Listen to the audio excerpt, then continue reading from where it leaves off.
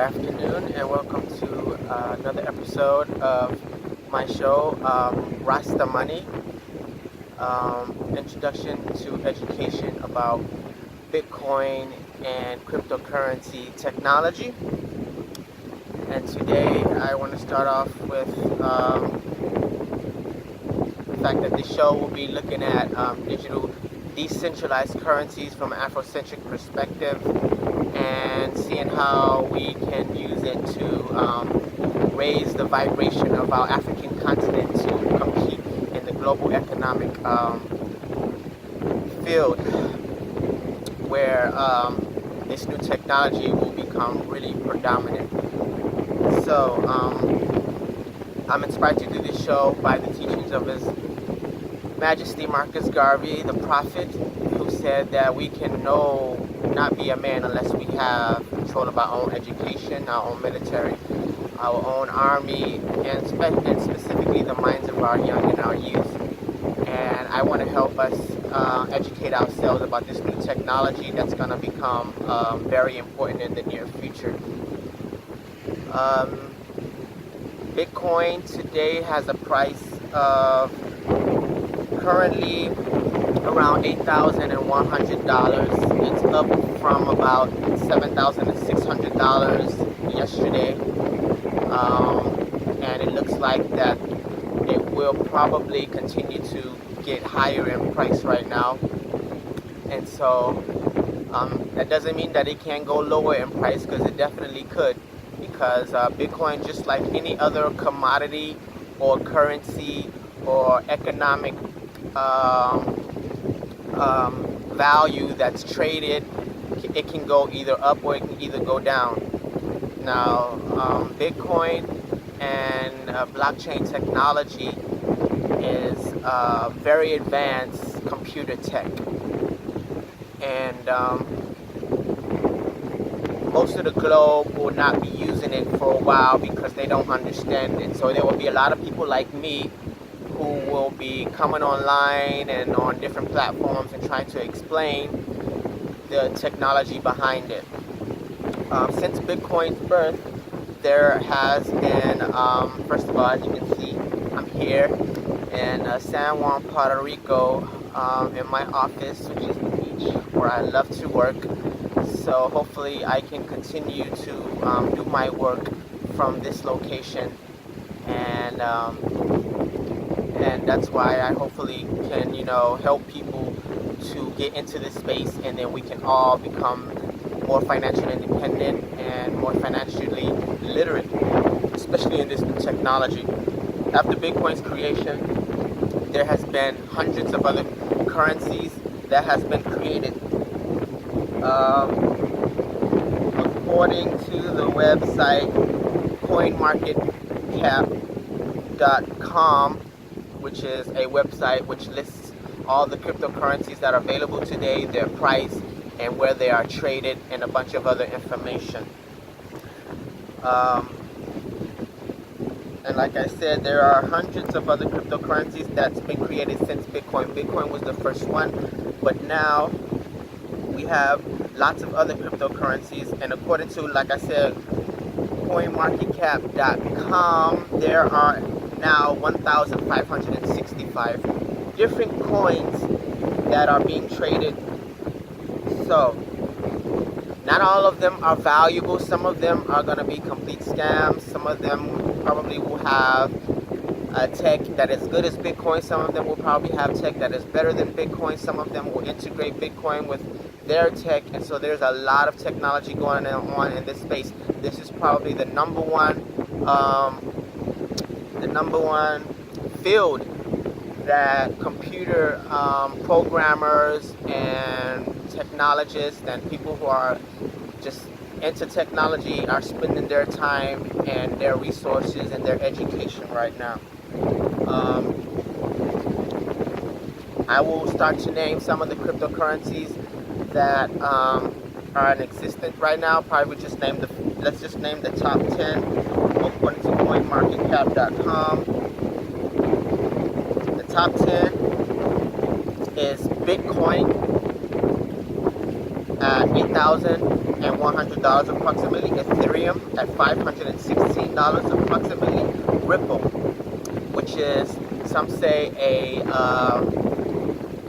coin that was created by the banks to compete with Bitcoin, because Bitcoin, unlike any other system of money before, doesn't have a central planning or a central backing or a central corporation that controls it or manages it or distributes it. Everything is done by technology.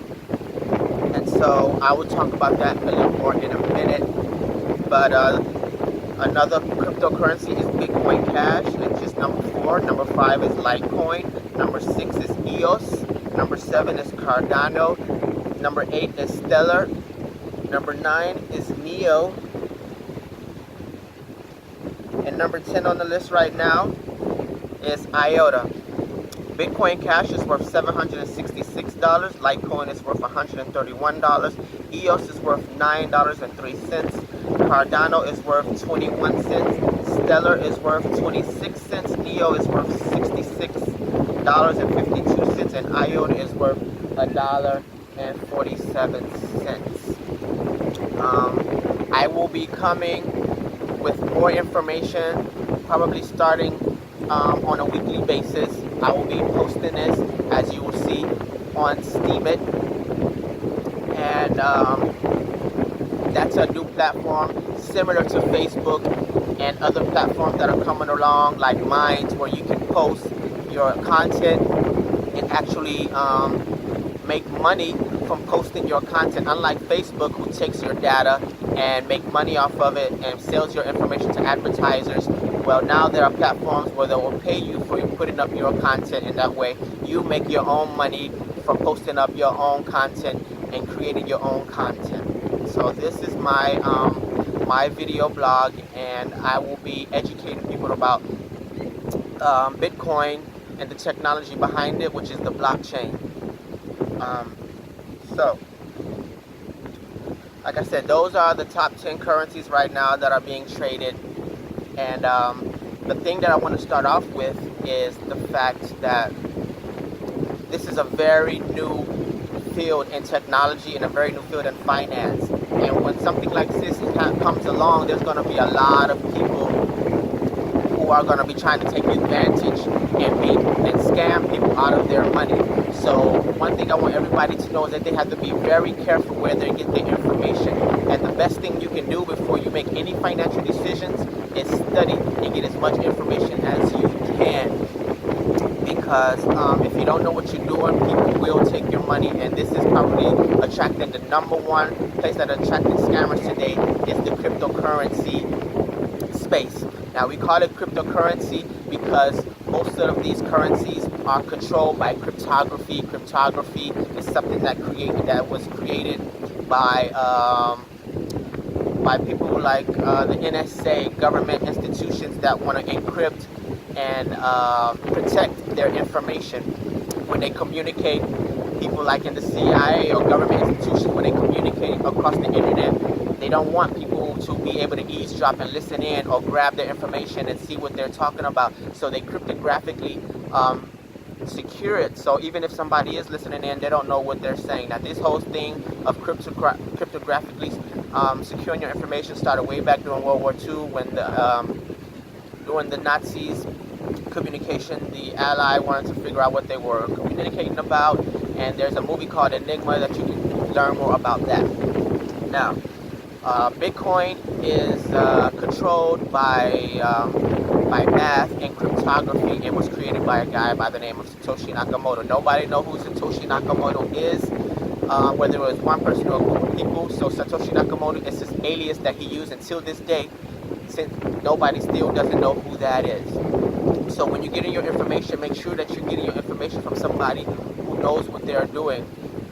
And I'll be putting out more information, and if anybody have questions, they can reach me, and I will be putting out my Facebook information, my Twitter information, my Instagram information, and all that in the coming days and weeks ahead. Now, Bitcoin was created back in 2009 which is now 9 years ago. And it's basically just code, computer code. Nobody can come and shut Bitcoin down because there is no central office with servers where all the information is located. All the information is located on millions of computers around the world, which is its protection mechanism. Bitcoin uses a blockchain distributed ledger technology to protect itself. And the reason why it's so secure is because it will pay people. It's not actually paying, but it gives out dividends of its currency and compensate people for protecting it. So each person who adds their personal computer, anybody in the world can add their personal computer and all the computer hardware that they can as an extra level of protection to the network.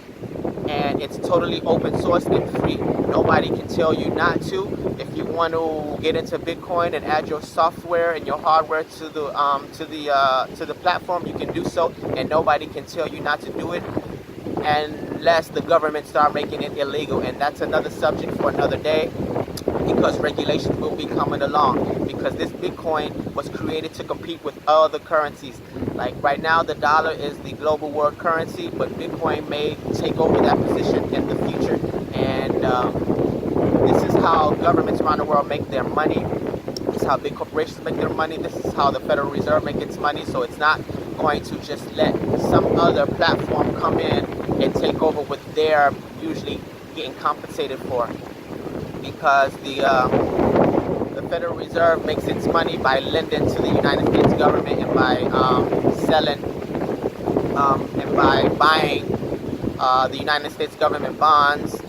And when they buy those bonds, they get compensated from the taxes that the IRS collect from the people.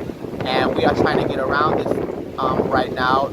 Some of us for ideological reasons. My ideological reasons will be talked about in future episodes of this show. And right now, basically, it's that, you know, when you pay your taxes, you don't know what the government are doing with your money and the tax that they collect from you. They could be using it to buy bombs. They could be using it to do all sorts of kind of things that maybe I don't agree with. And so I like to use Bitcoin because for ideological reasons, I can know that my money is not being used for negative things, which I am against. I'm not going to stay on here for too much longer. I just want to talk about the blockchain a little bit.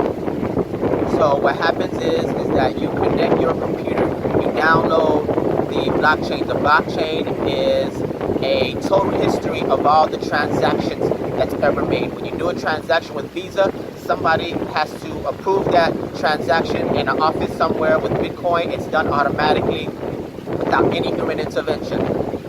And these transactions are listed and programmed into the blockchain and will be there for eternity, can never be changed. Because in order to change it, you would have to hack the system, which is basically impossible, because millions of computers have the same list of all the transactions. So you might be able to delete one computer, but you cannot delete a million computers, especially not all at the same time, which makes blockchain technology the most unhackable system ever created. And right now we're using it for currency, but you can use it for lots of other things. Now, every 10 minutes there is a new block with transactions created, and right now those transactions every 10 minutes are programmed into the blockchain.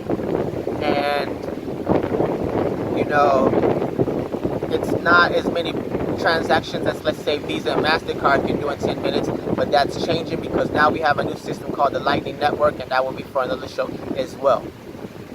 But blockchains, like I said, a block is created every 10 minutes, and the computers compete with each other, sort of like a Sudoku puzzle. When you look at a Sudoku puzzle, you can, and there's empty blocks, it takes some time to figure out what numbers goes in those blocks. But once the Sudoku puzzle is completed, it's very easy to verify. So computers compete with each other to basically complete the Sudoku puzzle. And the computer that completes the Sudoku puzzle gets to record all the transactions that happened in the past 10 minutes, put it in a block, add that block to the blockchain, and get rewarded with the amount of Bitcoin that it gives every 10 minutes for the person who was able to create that block.